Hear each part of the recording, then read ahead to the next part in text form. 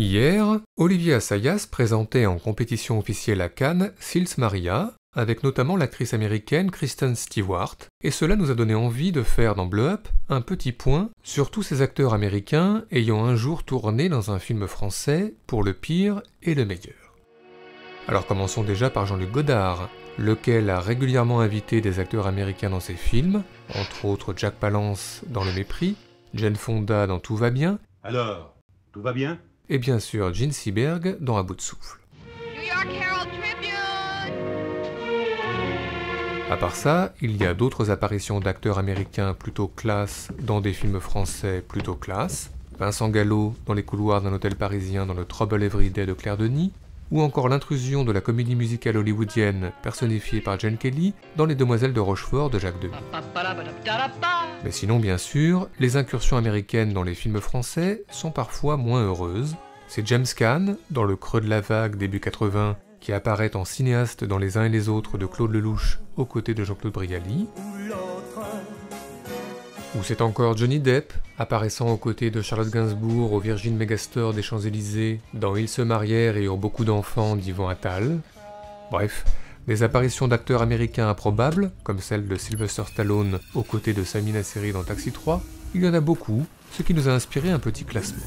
C'est donc parti pour notre traditionnel top 5, celui des pires, c'est-à-dire des meilleurs, incursions d'acteurs américains dans des films français. Notre numéro 5 concerne Robert Stack, le légendaire Elliot Ness de la série télé Les Incorruptibles. Eh bien, il se trouve que fin 60, l'acteur américain a tourné dans un film français réalisé par Jean Delannoy.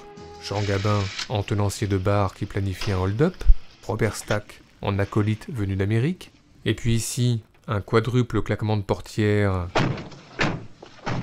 qui nous fait penser à un sketch des Inconnus. Sinon plus tard, une course-poursuite qui se finit par une chute et un cri.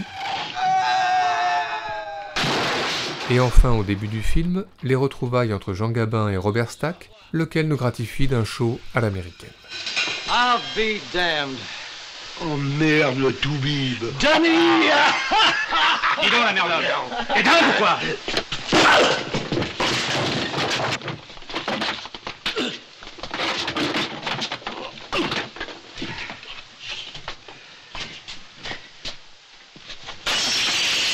Notre numéro 4 concerne Lee Marvin, l'inoubliable Liberty Valance de John Ford, ou le fameux commandant des 12 salopards de Robert Aldrich. Et bien début 80, la carrière de Lee Marvin au point mort l'amène en France pour Canicule d'Yves Boisset.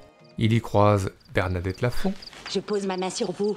Il flirte avec Miu Miu, ou presque. Si quelque chose doit se passer entre nous, Monsieur Cobb, c'est moi qui choisirai l'heure. Et puis au début du film, un hold-up avec Pierre Clémenti, et à nouveau un show à l'américaine.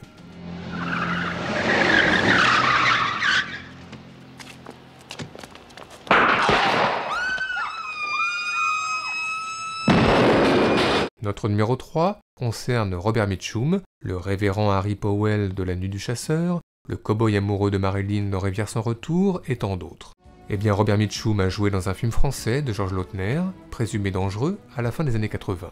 La Côte d'Azur, Sophie Duez, le très improbable Michael Brandon, une 205 GTI. Sinon, un commissariat avec une affiche du Grand Bleu, un commissaire joué par Francis Perrin, doublé en anglais.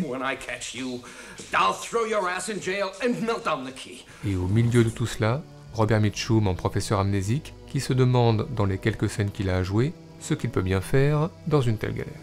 Everyone at the lab sends you their regards. Oh, I'm taking care of your goldfish. Do you remember your goldfish?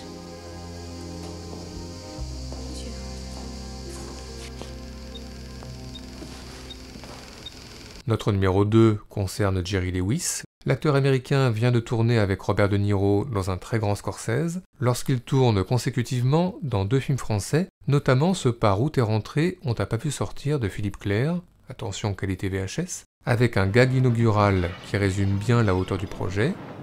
Mais le pompon arrive un peu plus tard, Jerry Lewis, qui est affublé tout au long du film d'un impayable accent pied-noir. Non, je rêve pas. Quoi? Tu me reconnais à moi? Prosper, je suis Clovis, j'ai pas changé à ce point-là. Je vois pas. Comment on était à l'école ensemble? À Babeloued, tu te rappelles ou non? Mais non, parce que moi, je suis de Babazoun. Qui est Babazoun? Mais c'est là dans ton livre. Chauffe, page 24, Babeloued. J'ai lu tous tes bouquins là, putain. Je suis vraiment fier de toi. D'ailleurs, j'ai parlé à tous mes amis de ta réussite. Fantastique. Tu prends des chiffons, tu en fais du papier, traque le papier, tu en fais de l'argent. Allez, viens mon petit, laisse-moi t'offrir un petit verre. Ouais, mais votre voiture, là? Oh, t'en fais pas pour ça, c'est pas grave. Comme mon père il disait, rien n'est grave sauf la mort. Et voilà, comme ça personne il la volera. Enfin, notre numéro 1 concerne Jodie Foster. À la fin des années 70, elle tourne toute jeune dans un film français, attention qualité VHS là aussi, un film où elle fait du roller au Trocadéro, où elle fréquente Jean-Yann, Il a jamais dépassé le pont de Saint-Cloud. où elle croise Max Meignier de RTL, et puis où elle drague Bernard Giraudot à Beaubourg, et enfin où elle chante le fameux When I Looked at Your Face, non sans avoir auparavant récité un peu de poésie. Moi, je t'aime parce que... Je t'aime pour tes ailes d'albatros qui t'empêchent de marcher.